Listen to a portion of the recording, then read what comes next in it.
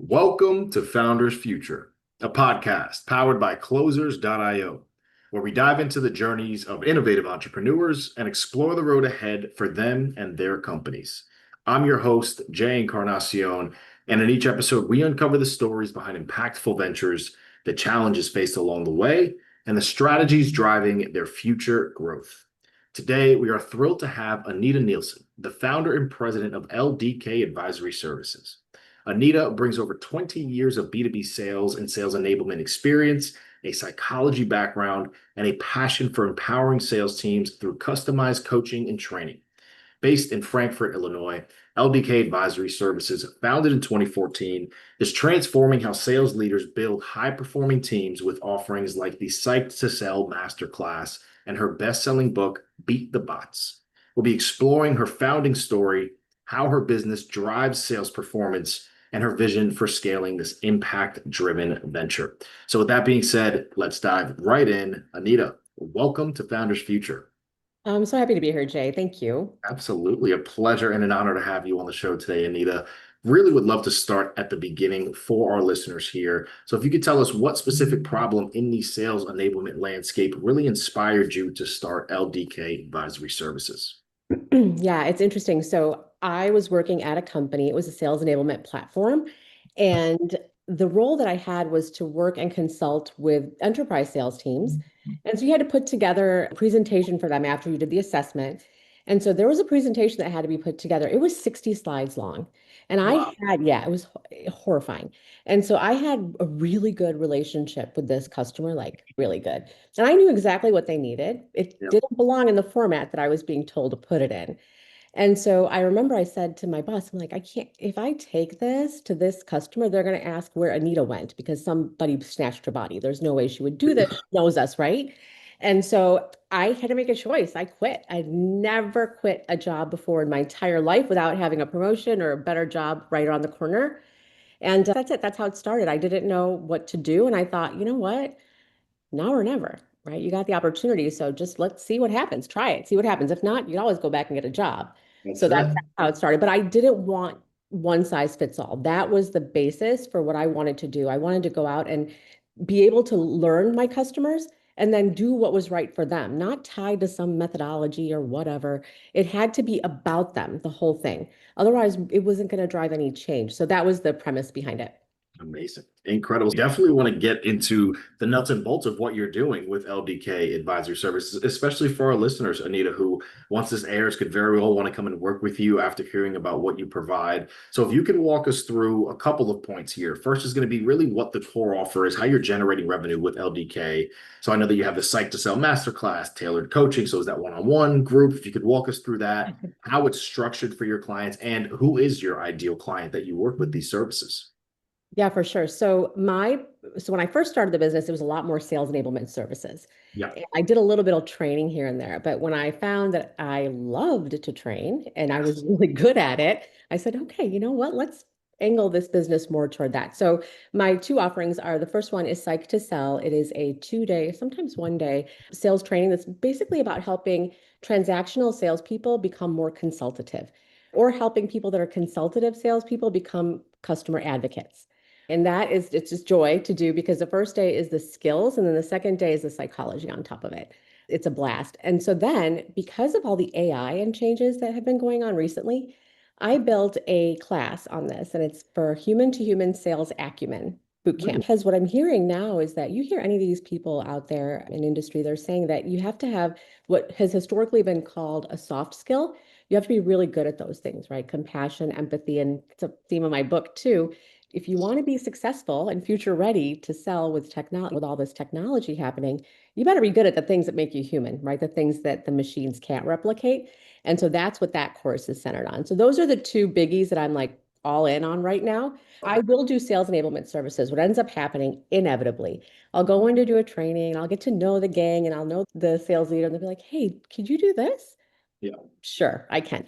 So I don't go out to market talking about sales enablement services, but because once you've invested that much time to do discovery with their team and you've trained the team and the team loves you and you get along and they listen to you, it's hard for the leaders to be like, well, she's here, might as well just have her do this and this. And so that's where a lot of the coaching comes in. Some coaching is built into Psych to Sell. So there's two different 90-minute coaching sessions that take place like 6 weeks and 8 weeks after, 60 and 12 weeks after the session happens. Mm. So those are really cool because you get the group back together and then you get to ask them, hey, how'd you use this in real life? And I have them prep for it. And then I do some one-on-one coaching, not as much anymore because of the focus, but sometimes I'll meet someone and I'm just, man, I just want to be their coach. Right. And so Yeah. that's how those come along. Yeah. Go to market with the two training classes that I absolutely love to do. And then all the adjacent things that kind of pop up. I'm here for it. Decent. And that's the beauty of it, right? Is you have that productized offer, right? Really put yourself in a position where you can scale this to that next level. And I love having someone like yourself on the show because it just shows our listeners, hey, this is really how you do it, right? This is how you productize something. You're passionate about it. You have a few offers and really can push that to a large group of people. So as far as that, the ideal client, are you working with any type of business on that front? What is the best type of client that you can work with right Yeah, now? just I'll work with any type of business, but typically for me, tech companies are really good, like SaaS or tech companies where there's maybe a managed service provider who's trying to help their team get, or sorry, like a transactional sales team trying to become a managed service provider. So somebody who's a VAR or whatever. Those I'm Right. really good at because that's where I came from, right? So I Yeah. started in the world of IT and I was Yes. a IT strategist for a while. So it's kind of like any tech companies, I feel right at home.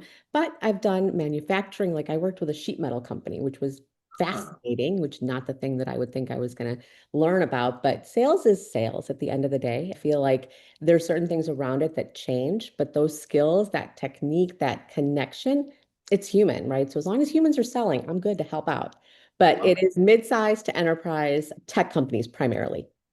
I love it. I love it. I love it. So with that, obviously knowing the quality that you bring on the offer side, having it have the ability to really scale to that next level, what's working best for you today, Anita, on the acquisition front, as far as the channels that are most effective for you to bring leads in, whether it's referrals, word of mouth on that side, or social media, the ad side.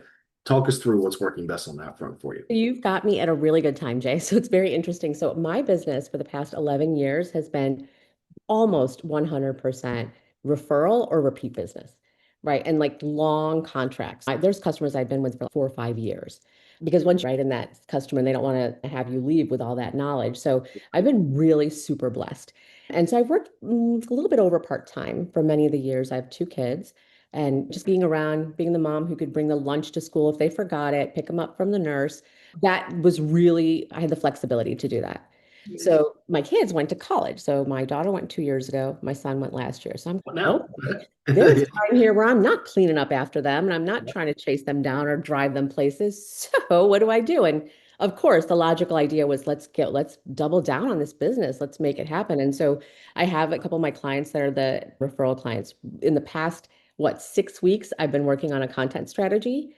I'm looking at doing a lead magnet. So I'm developing all my own content. So this is one of those things that's tough for me right now because a lot of people are out there automating content with AI. Like Yes. I wrote a book called Beat the Bots. It's really hard for me to trust an AI Right. to bring my message. I've been just like head down working on that content and trying to make it really valuable. So between the content marketing, which a lot of that is being on LinkedIn, frankly, the majority of my audience is out there. And for me, I talk about sales and I think people can tell that I'm genuinely I care about sales. So a lot of that can bring inbound. I'm redoing my website to make it more SEO optimized. So it's almost like I'm starting from scratch. So I'm starting like a startup person would be. I had some of the systems in place, but Right. that thought process of, okay, go back to hunting like I did before. It's like I'm having to transition into it, but it's been a lot of fun. So Incredible. to me, the opportunity to expand the business has been like I can't even say I'm going to have a midlife crisis. This is like the coolest thing ever. I get to go out and do what I want to do. So that's where my business is at right now, and I'm fully confident that from here it's just going to grow because I have to stay busy. I love it. I love it. That's the beauty, right? And the beauty of being a founder is that you have that flexibility. You have the opportunity to be at home, be a mom for your kids, and still run a successful business. And now that you got some more time on your hands, you could really scale this thing to some new heights. And it sounds like you're putting all the positions in place. And it sounds like also ads are going to be a really good way for you to continue to get some more predictability on that side and building that around. So have a lot of good pieces in place there to get to that next level. And are you running the show on your own here, Anita? Are you a solopreneur or do you have a Yeah, sales team? I'm pretty much a solopreneur right now. That's not necessarily forever, but and I never wanted to dilute my brand, right? Like my brand is me. Right. However, I have a lot of support. So I've got people that help with my graphic design. I have people that do the bookkeeping. So all of that kind of thing, I have people to do, and I bring them in as needed. So I've got a crew of people that I love to work with. But other than that, this is where my opportunity for growth is going to be. Yeah. If other founders can learn from this, if you are your brand, it's hard to scale, right? Because Yes. if you think about my life, referral and repeat business, they're not Yes. trying to come to LDK to go work with somebody else. If they're coming to me, they're coming to me. And so now with the new inbound, I will actually have an opportunity to bring somebody else on because it won't be because somebody knew me. I will train them to be in my image, but it's not like they'll be married to having Anita be the person that comes out. But sales is about relationships. So for me, that was always really hard with the customers I had. So I'm thinking that'll probably change a little bit too. I love it. So it does sound like obviously with the scale that you're looking to approach here, you want to put yourself in that founder role on that fulfillment side, really being able to provide the services that Anita shows up for. So maybe bringing on a setter, a closer, Yeah. being able to take advantage of that sales side so you could focus on the fulfillment side and get that scale to the next level is what it sounds like. Yes, but here's the trick. I've done work with like founder-led selling and everything, and it's awesome. But I love to sell in my DNA. Right. So I don't see me ever getting very far from selling. I just Yeah. don't see it happening. It's part of my soul, but absolutely to get people that are out there getting meetings for me. I have to believe that with being a LinkedIn influencer and a Salesforce influencer, that's been really good for me. So I'm out there talking and people come to you, but we'll see. We'll see what happens. I'm in learning mode right now. Absolutely love that. With that being said, and the mindset that you're in right now for that scale and being in learning mode, what are you really thinking about on the bottleneck side? Is it going to be what we just touched on, that more predictable lead generation side, bringing on more of a sales team, getting that help there? What are some bottlenecks that you're thinking about to really achieve that scale and growth? Yeah, I'm going to see what the content marketing and ads do first, right? Because I actually don't know. I only know what my customers have had to happen with it because I've worked with them, but I've never done it for myself. There's going to be learning from this. Okay, is this going to be the thing that gets me? I'll also be using Sales Navigator. Even though I am not doing that much repeat business right now, or referral business, I have a really big network. So it'd be foolish for me, not with the people that I've made a relationship with in the past, to not reach back out to them. So I think that's going to be pretty big. But yeah, right now, those are the biggest things I want to do. Now, will I get an appointment setter? I don't know. I don't know yet because it is right now just me. Yeah, I can't take 12 clients at a time, and I wouldn't anyway. Like I exactly. wouldn't do it. If that need comes up, then the first thing would be hire somebody else that I can get to deliver I and love it. then hire someone to get the appointments because it's more important to me that delivery is like solid because I know the leads will come in and we'll manage them. But it's interesting. Like I've got more financial goals now than I did in the past. Like before, it was like, cool, this money's coming in. I love it. Love what Right. I do, love who I work with. Now it's going to be like, all right, you got to be selective about who you work with if I want to maintain that ability to have that deep relationship. Yeah, so we'll see. I don't know yet, but I think it would be a delivery person first. I love it. I absolutely love that. So, with that, paint us the picture then, Yeah. Anita. What does the rest of 2025 look like in your mind right now? Going into 2026, as you just mentioned, some revenue targets and goals, performance goals, impact goals. What are you really laser focused on for the rest of this year to continue that? Okay. Yeah, good question. So laser focus is get through this content strategy, the website, and figure out what my lead gen looks like. Do lead gen and see how that works for me, and then figure out what the strategy is from there. I can't guess right now. I have a pretty good idea, but I can't really guess. So that's huge. And in the meantime, like through Navigator and stuff, I am going to be focused on selling my trainings, right? So if I look at the rest of this year, I want to have the sales boot camp is so cool and it's so timely. So if I had to guess, I'd say I'd want like maybe 7 or 8 of those, what's left this year, and then maybe 4 or 5 of the site to sell. So not a ton of work, but it's just those are the things that matter to me more than anything is just getting in front of the participants and talking to the salespeople. I just got through working with TikTok and they're like young salespeople with such great energy. And typically I work with a lot older crowd with the technology sales, but it was like learning for me. It was rejuvenating for me. So there'll Yeah. be a little bit of that, like being able to pick the kind of companies that I want to go after, which never really did before. So that's what this year is going to be about. Then I think starting Q1 next year, it's going to be okay. The decisions, you have the data. Now the decisions have to be made. What's the Yes. next step? Amazing. Absolutely incredible. Hypothetically speaking, if we were Yeah. able to snap our fingers right now, Anita, and provide you with unlimited resources at your fingertips, what are you implementing immediately into LDK for that group? Gosh, I would immediately, I think it's got to be me right now immediately, Yeah. but pretty quickly thereafter, it would be help me find companies that are a good fit for me. Lead gen, that's the focus right now. Maybe some content marketing help, but it's super hard to do that because I'm like really nitpicky about my voice Yeah. online. Yeah. So trying to outsource that is probably not going to work for me. But yeah, but that's an area of growth, right? Like I have to try to get comfortable with that. But I think if I had unlimited resources and I could train them to do the things the way that I do them, I would do all the things. Like I would get someone for lead gen, I would get someone to book appointments, content, but I have standards. So it's Yes. going to be figuring out, look, if you're a Q1, I decide I need to hire somebody, I have to do a really good job of documenting what things are and how they need to be delivered.